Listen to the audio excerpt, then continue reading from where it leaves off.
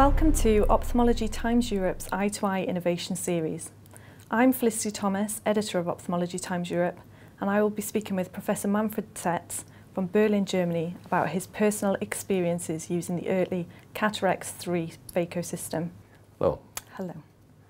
So, cataract surgery is the most performed surgical procedure on the human eye today. With patients' life expectancies increasing, the patient populations are also increasing. How do you, as a cataract surgeon in a high volume surgery, deal with this challenge? Well, first of all, the cataract surgery has been a very much standardized procedure. Standardized doesn't mean that every surgeon does everything the same, but most of the steps of the procedure can be very standardized and also rationalized without endangering the outcome for the patient, actually improving the outcome for the patient. So we're dealing with this by reducing the size of our surgical kits, having less instruments to be re-sterilized, and also having machinery that helps us getting very safely, rapidly, and securely through the day.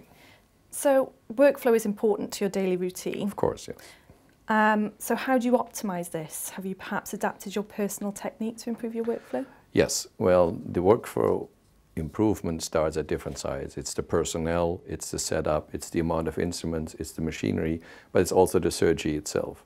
I personally perform cataract surgery in a little bit of a very specialized form. I do what I call visco-phaco emulsification. So I use a viscoelastic in the anterior chamber, just using the fluid in the back. So I reduce all the movement in the eye to a minimum. Also the amount of fluid is reduced, and I hold the lens with the phaco tip most of the time using what I call an always micro-occlusional technique. I also do only micro-occlusional breaks, holding the lens, just using the phaco for breaking the occlusion and then pulling it immediately back in. Not sculpting, not carving, just rotating the lens out. So you've previously worked with Oertli's portable phaco system, the cataract Swiss Tech. What were your reasons behind exchanging your equipment to the latest generation CataRhex 3? Well, first of all, the system that I had was already very good. It's Swiss technology, it's micro, it's Swiss precision. What I like about the machine, that it's very reactive to what I do. As I mentioned before, we keep the lens at the phaco tip rather than having the phaco tip going for the lens. And this is what the machine does very, very excellently. By using a widened tip, I can actually hold the lens matter all the time and have a very controlled and very efficient phaco procedure. It only takes a few seconds to emulsify the lens nucleus by rotating it in. And when going to the new technology, at first I said, well, can it be improved? Yes, it can, because the new machine is even more sensitive to my little modifications. So I could improve by reducing the total phaco time even more than I had before. And I also reduced the total amount of fluid. I usually use around 30 to 40 milliliter per whole case.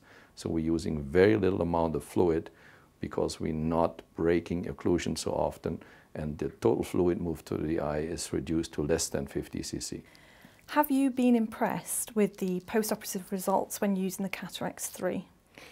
Yes, I have, because the CataRhex 3 has reduced my overall surgical time. It has reduced my phaco time. It has also reduced the amount of fluid that with my technique I move through the eye.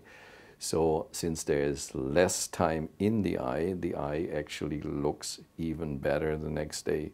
We do see clearer corneas even in harder lenses. We do see a very quiet eye the next day. So overall, I'd say, taking all the cases, using the machine the current way with having less trauma, less exposure to the procedure, the eyes do look better the next day. So I'm impressed, yes. So this system's obviously had a benefit for you in the surgery. Has it also supported your OR staff? Oh yeah, I mean, that's always the little things, the little extras, like in every car, you look for the little details that, you know, improve convenience. First of all, it's all now front loading. All the reloading for the next case can be done from the front, and it can actually be done by just the sterile nurse. You don't even have to have this second person helping you to do this, because it's now all front loading system, all the attachment, all the electrical support parts, they're all up front. And this is not so easy to do this on a small machine. And what of the lightweight design? Well, I do work out of different surgical settings, so I have more than one OR, and I do have more than one surgical site. We work in different cities. And one of the major advantages of the machine that you can actually fit it into a pilot case. Before it fit in there just barely, now it's even smaller, doing more, being able to perform better, and it's even more downsized. So it fits in the pilot case, and if you want, you can still put an extra book in there to read. So this system has been designed to work with the highest values, while also maintaining optimum safety. What values do you use when performing Phaco and irrigation and aspiration in your practice? Well, there is a tendency to use high values and still having the control. My settings are actually rather medium to low, because I also use the visco surgical device as a dampener of all my fluid movements. But that's my special technique. So I'm not propping up the values, and I'm still very effective, but the system can work also with very high settings and still not disturbing any of the important tissues within the eye. How do the various instruments involved in Phaco, such as the handpiece and tips, affect your surgical performance?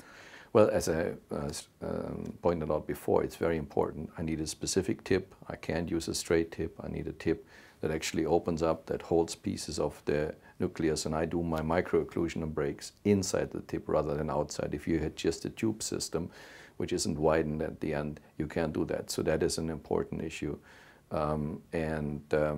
Otherwise, I mean, any handpiece which is light in hands, it's not too heavy in the surgeon's hands, also is very helpful to have a more controlled surgery. And is there a notable difference using this system when dealing with more complex cases or hard nuclei? The machine, in terms of very hard nuclei, that's actually a 4+ nucleus. That's the only one where I don't do my rotating technique. That's when I do my classical divide or conquer, or actually I prefer chopping. Then it is very effective. You wonder with what precision the phaco tip can enter the lens nucleus and still hold it without actually pushing it away, because there are some machines that actually push the nucleus away when you enter the very hard part of it. So even in a chopping technique, it is capable of holding the hard lens very well. That's fantastic. Well, thank you very much for your time, Professor Tetz. You're very welcome.